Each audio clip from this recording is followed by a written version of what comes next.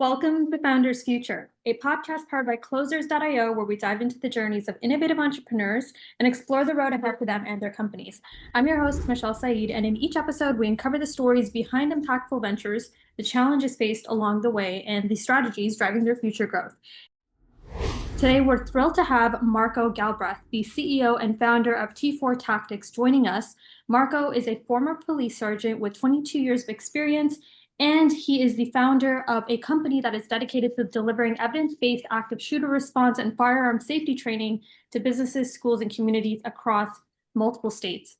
We'll explore his founding story, really how T4 Tactics is saving lives through tailored training, and his vision for scaling this critical mission. So let's dive in. Marko, welcome to Founders Future. Thanks for having me. You said my name right, and we didn't rehearse it. Most people butcher my last name, but you got it right. Very good. I'm earning some gold stars here. Right, huge gold stars.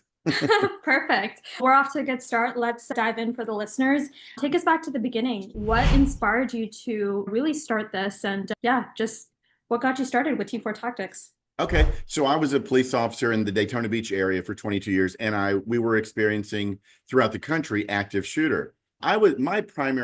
Most of my career, I was in investigations. I was on the SWAT team. I was the commander of the hostage negotiation team. So I was in that realm of workplace violence, responding to that. Had an interest in it. I started taking some classes once I was getting close to retirement on active shooter training. And I've got about 26 years of experience in the classroom, teaching at police departments, police academies. So I know how people learn. And a lot of it was based on active shooter response training, workplace violence training was based on fear and paranoia and getting up there and saying, this is what we're going to do. And that's not about that. You can't bring that to civilians. So I decided to switch it around a little bit. I'm not a fan of the run, hide, fight, but I started to switch around a little bit and started going out to these locations and face-to-face interviewing people, because I believe the best way we can learn is from others' successes and failures. And that's what inspired me to start T4 Tactics 14 years ago. Wow. Yeah, it's incredible what you're doing. Such an important cause, especially in today's age. Now, in terms of really the present day, would love for you to walk us through really how your business model works with T4 Tactics. What is the core offer here? Because I know there's a few things. There's the active shooter response training, you have safety classes as well. There's a lot of education and awareness as well. What is the core offer in terms of a typical client engagement? How do you structure it for some of the clients you work with? So I'm located in Lynchburg, Virginia now. I've been here for 18 years.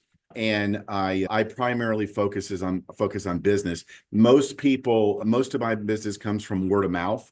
A lot of my business is word of mouth. I'm hooked up with a few insurance companies. And so how my business works is these insurance companies will have me go out to different parts of the country and present workplace violence, active shooter response training, de-escalation training to their clients. So there could be 70 or 80 different businesses in that seminar. Then when I leave, a lot of those businesses will contact me and say, hey, come out and present this to our team. My big focus, to answer your question, my focus is not fear or paranoia. It's not about that. It's simply giving people, and this topic is quite unsettling to a lot of people. It's a scary topic, and I understand that. So we don't base it on fear or paranoia. It's based on scholarly facts, evidence-based, firsthand knowledge of people that I've spoken to. And then we give them the skill, education, confidence to look at a problem, shut it down before it happens. And then if it does happen, how are we going to mitigate it and how are we going to recover from it? My business practice has always been honesty. I'm not, this is bad for business. It's a business owner for me to say, but I'm not so much into it to get rich. It's because of my background. I want to reduce injuries and save lives and keep people safe. That's my focus. I work with a lot of businesses, small and large businesses, churches. I make it very affordable for them to get this done. It's important.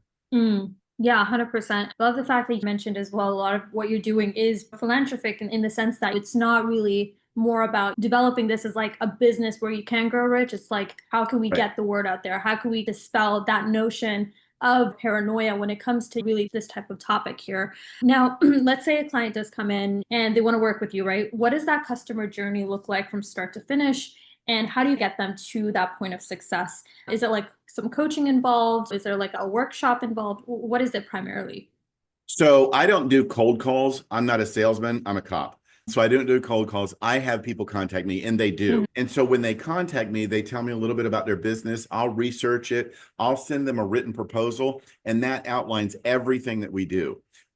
Sometimes I'll do a Zoom call with upper Mhm. management and let them see me, learn me, let me see what my personality is, but I'll spell out everything that we're going to do for their business.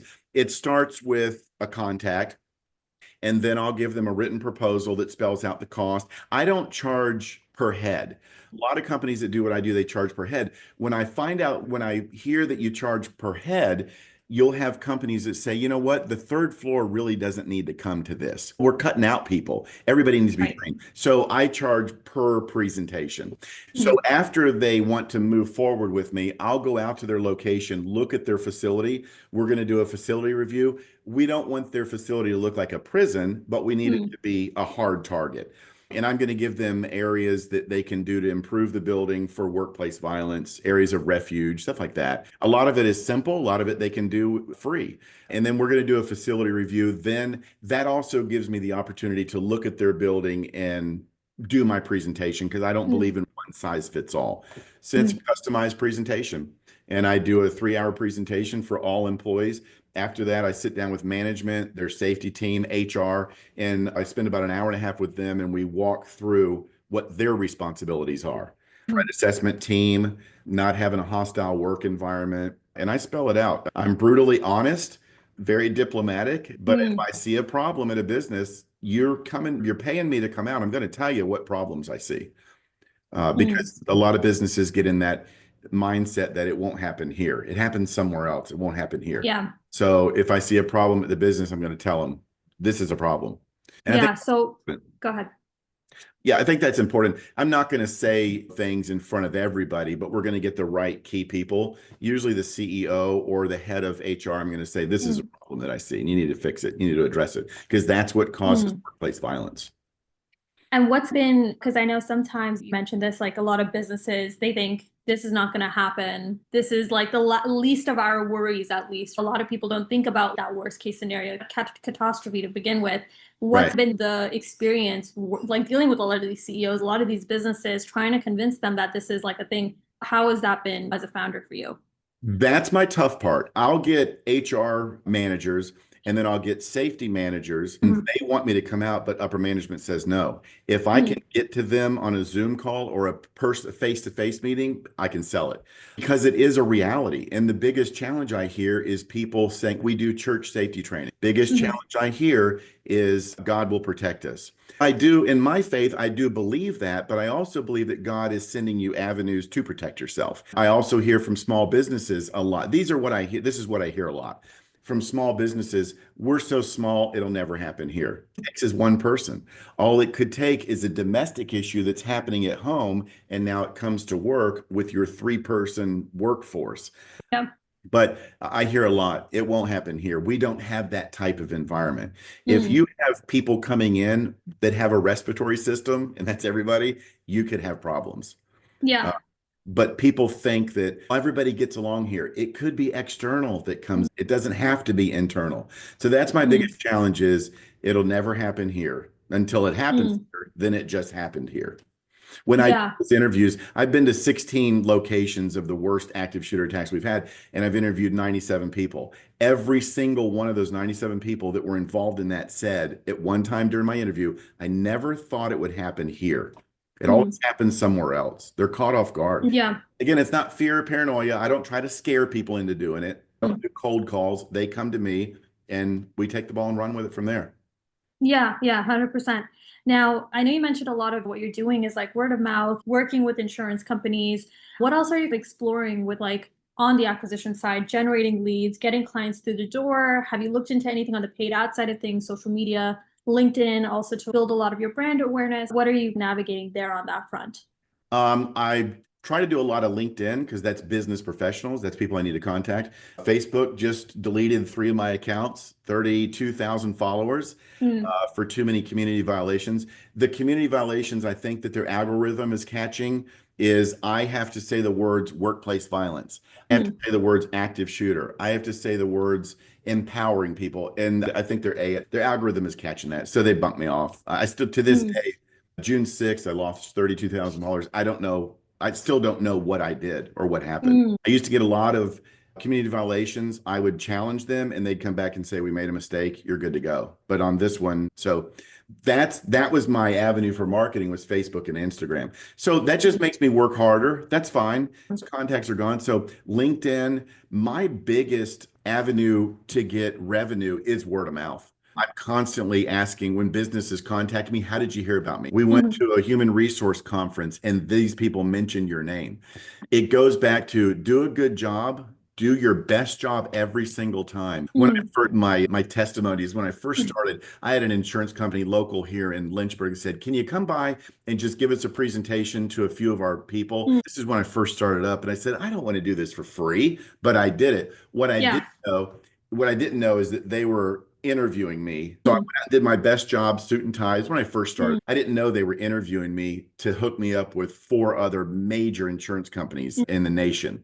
And so mm. it was a job interview and I didn't know it. I just went out and did it Yeah. for free. You got to do things for free when you're starting out. Mhm, And so my testimony to new business owners or people that are starting up is always do the best job you can mm, do, because you never know who's in the room. You never know mm. who's there listening with an opportunity that could make or break you.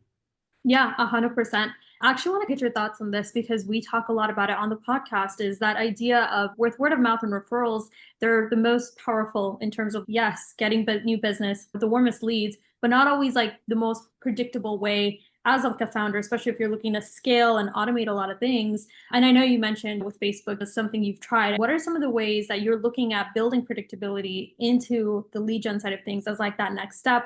What does that look like for you as you're looking at growth and scale? Again, doing a good job. I make it a purpose. When I do my seminars, I could have, wow, I could have three people in there. I've Mm, had 1,200 people in there. And I make it a point that when I'm finished speaking, go to the door and try to shake everybody's hand when they're leaving. Make mm, that connection. Advertising really doesn't work for me. I've tried radio, I've tried mhm, TV, I've tried billboards. The avenue of reach for me is going to be just consistency in LinkedIn X. I've got a TikTok page now where I'm doing some mm, safety videos. But I mm, think that's going to be my best avenue over word of mouth. mm. Yeah, 100%. Looking at LinkedIn, looking at X to really generate a lot of that source content, thought leadership, really Right. bringing a lot of that awareness to the front. I love that. And I know you mentioned a little bit about sort of your sales process, what's been working there on that front. Do you have like, aside from yourself, like team members involved really with those conversations? Like, how is all of that structured currently? You're looking at it. You're looking at a one-man show. Okay. And last year I went to 19 states and I trained just over 12,500, but just right at 13,000 people. Mhm, The reason that I am a one-man show is I want to know that the information that goes out there, whether it's to a business, a church, a school, medical facility, manufacturing company, whatever they're told is from me. And I mm, can stand behind that. Whatever they're written in an email, it's me. I know it makes life hard and it's tough being a one-man show, but I'm just big on that integrity. I've had some guys and girls that have come in and wanted to teach with me, and I'll interview them, but they come across, they'll wear the mm, military pants, the hat on backwards, the beard, the hats. And there's nothing mm, wrong with people looking at that, but people don't want to be scared when they're being enlightened or educated mm, on workplace violence and active shooter response training. So I try mm, to keep it as soft as possible because I don't want somebody to get up there. Yeah, it's a one-man show, but it makes me mm, feel good at night because I know mm, whatever somebody's told, it's come from me and not mhm. from somebody else. I can keep my promises and my word, but it makes it tough because as marketing Yeah. is a 24/7 job, I'm Mhm. constantly on LinkedIn, X, YouTube, and TikTok. It was Yeah. Facebook and Instagram, but that's gone now. I've got a new account. I'm building it up, but it's going to take a long time. Yeah. Yeah. Yeah, I have. I was like listening and I was like, oh, okay, how you're the main person essentially running Yeah. everything. As like a founder, what does that look like in terms of like scaling and growth? Are you looking at even delegating maybe some of those responsibilities later to maybe like someone on the marketing side, on the sales side? How are you evolving T4 tactics in terms of like really building this up over the next year? I'd love to have somebody help me with marketing if it's affordable, but I'd really have to sit them down because I'm such a unique business. A lot of people, people in marketing, they understand sales, they understand roofing, just different kind of retail sales, construction. But when it comes to what I do, it's very unique. And so that's my challenge with marketing, is finding somebody that understands what this is that I'm delivering and help me put that out there, Yeah. from understanding what I do and what I want to put out there and what I don't want to put out there. I don't want to scare people. That's not what it's about. Yeah. I don't want this based on fear, paranoia. I never ever want somebody to leave any of my classes scared. I want them to leave Yeah. confident, because that confidence will show if something happens, or Yeah. that being scared will show if something happens. So we want Yeah. people to feel. I throw some jokes into my presentations. I get people involved. I throw jokes at my expense, at myself. So it's really laid back. I tell people, if you're feeling uncomfortable while I'm talking, stand up and step out for a minute. Yeah. It's all about comfort. I don't teach a lot of business. Another challenge is a lot of businesses think that I'm going to come in and teach, when that guy starts shooting, you go to him or you fight him. It's for the normal citizen. It's, let's follow company policy and let's put distance in between you and that bad person. I don't teach a tactical approach. We talk about that. If you're backed in a corner and you have no other option, we're going to teach you what to do. But we're not teaching, this isn't SEAL Team 6 or a war zone. We're teaching people to survive, to get out, Yeah. lock Yeah. down. Yeah. Yeah. No, I think that's incredible. It's a lot of that preconceived notions a lot of people have is they're very fearful when it comes to like situations like this. And oftentimes as human beings, we are non-confrontational. We Right. don't want to face that reality or that possibility of that even happening. But from what it sounds like, a lot of your approach is like a very soft approach, a very more of an educated approach on really how do you deal with this and how do you become practical as an Right. individual when dealing with this. Absolutely. As far as some of those goals for this year, your vision, what does that look like for the next 6 to 12 months? What are you most focused on? Do you have any like performance milestones, any specific goals you're looking to hit? I would love for you to paint that picture for us. The goal is to present to more people than I did last year. I don't have, yes, it's nice to make money and revenue and all that stuff. And of course, I'm focused on that. But my goal is to travel to more states than I did last year and to reach more people. We're having more violent attacks in this country, but the injuries and deaths are going down because we're getting more people trained. So my goal is to do that, is to reach more people and to work harder on social media. Because of the 32,000 followers I just lost, I've got to work harder. That's my goal, is to keep that marketing, stay strong with it. It takes a lot to get me discouraged. It takes a lot to beat me. I just feel like when something holds me back, it makes me work harder to forward even more. That's just how I am. It's how I always am. Yeah. It's a challenge. I see it as a challenge. I love that. Still being headstrong, really working on that and identifying, especially for the listeners, a lot of people don't understand that, hey, this is a blind spot in my business, right? This is something I need to work on, which is like marketing, getting the word out there. A lot of people shy away from it, right? But you're looking at other ways, even outside of word of mouth. How can I really get my messaging across, right? And reach my audience? How do you see, I would love to get your thoughts on this. Like, how do you see the safety training industry evolving in the coming years? Because a lot of your focus is on active shooter response and firearm safety. How is T4 Tactics positioning itself for that type of future? AI and Chat GPT are hitting my industry pretty hard. I go on, and I have been going on AI and Chat GPT, and I'm asking it questions about active shooter, and it's accurate. So I think that a lot of safety managers, I think a lot of businesses are going to get their training from that. Is it credible? We won't know until something happens. Is it credible? We won't know till you're on the stand in court and you're being asked, what did you do to protect your employees? OSHA's general duty clause. And they're going to have to say, I got it from Chat GPT or AI. So I think it is going to make a dent in my industry because of information technology. But there's a lot of businesses out there that just want a check mark for this type of training. And then there's a lot of businesses that want to do it right and get credible, scholarly, evidence-based information. But that is going to be a challenge with AI. That's going to be my challenge, is people being able to find that information, what they think is credible, but we're not sure if it is or not. Yeah. Yeah, I feel like that's usually the big thing is especially with education awareness in any industry, people are going to look at AI to find those answers rather than really going to those experts at the end of the day. How are you incorporating AI into really evolving T4 Tactics as a business as well? I'd love to hear your thoughts on you as a founder using AI automation. What are some of the goals there? Are you looking at implementing some of those strategies as well? Not really. I'll use a little bit of AI and Chat GPT to challenge myself. Ask it, give me 30 topics for a podcast because my app knows what I do for a living. And so it'll Mm, give me 30 topics for podcasts. That helps me in marketing. Hey, that's something good to talk about I haven't thought about. That's something good mm, I haven't thought about. So I'll use it that way, but I just mm, want to stick to going out and speaking to people face to face that have been involved in mm. these incidents, looking at their emotions and having them tell me. AI is not going to deliver that. So Yeah. I want to sit down with them and feel their emotions and ask them, where did it go wrong? What Mm, clues did your business miss where this didn't catch the person? And then how mm, did you mitigate it? That's where I'll always get my information. I start out my presentations by saying, nothing you'll hear today is from Wikipedia, from social mhm, media, from the news, from the newspaper. It's mhm. all, everything I say is from people that I've interviewed, not Yeah. sugar-coated and not exaggerated. Yeah. Yeah. No, I think that's super credible, super powerful as well. And especially this is key information. It resonates with the listeners. One last question before we do wrap up.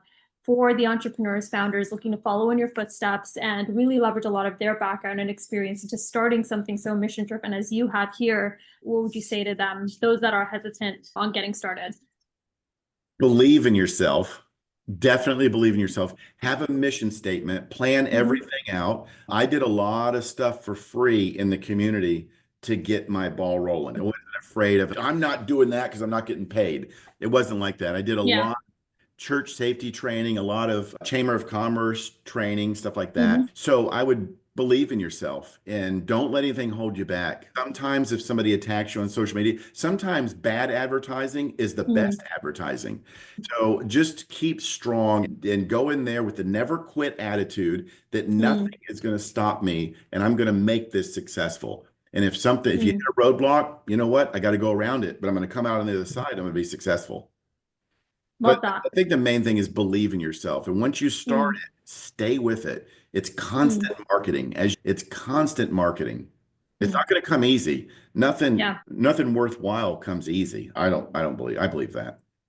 Yeah, yeah, 100%. Staying consistent, really getting out there. And yeah, one last question. What's the best way for potential clients, the listeners, to get in touch and work with you at T4 Tactics? The best way, and like I said earlier, I'll answer them. They can go to my Hmm. website. It's T4 Tactics in the back, T4 Tactics, the letter T, the number 4 tactics.com. They can look at my website, see what I offer, and then go to the contact Marco page. And Mm, I usually get back with them. Unless I'm teaching, I'll get right back with them. That's another thing mm, businesses tell me that I don't understand is they'll send me, hey, can you give us a proposal? And I'll say, mhm. give me an hour and I get it back. And then they'll tell me, wow, you responded so fast. Why wouldn't I? Yeah. And that's another thing that we can tell entrepreneurs is if that phone rings, pick it up. If you get Mm, an email or a Facebook or social media message of somebody wanting business, respond to it, get on it before yeah. somebody else does. Be Yeah. aggressive. I really pride myself in answering somebody. Like I said, if Mm, I'm not teaching, they'll get an answer that day for sure because we don't want them mm. to slip to somebody else. Yeah. And Yeah. Just being, we want to be respectful. yeah. I love that. Top of mind awareness, right? Really, that's what Yeah. it's about. Yeah. Yes. Staying on top of it. Yeah, incredible. Marco, thank you so much for joining us today and sharing your story here with us on Founders Future. I know you're going to continue to do some incredible work, and we're looking forward to seeing your success this year, especially with this mission that you're driving. And it's such an important cause. I'm so glad we did this. Yeah, To our it's been enjoyable. I appreciate you having me on. It's been fun talking with you. Absolutely. To our listeners, if you would like to get in touch with Marco, work with him, you can reach him over at t4tactics.com and you can explore a little bit more about some of the really life-saving training services that he offers and learn a little bit more on the education side about really how to deal with situations like this. So God willing to everyone, of course, and we'll tag Marco's LinkedIn profile in the summary below. For more resources and insights, you can visit us over here at closers.io. We're dedicated to helping businesses accelerate their growth through trained appointment setters and world-class sales systems. Until then, everyone, keep climbing, and we'll see you all on the next one. Marco, once again, thank you so much for joining us.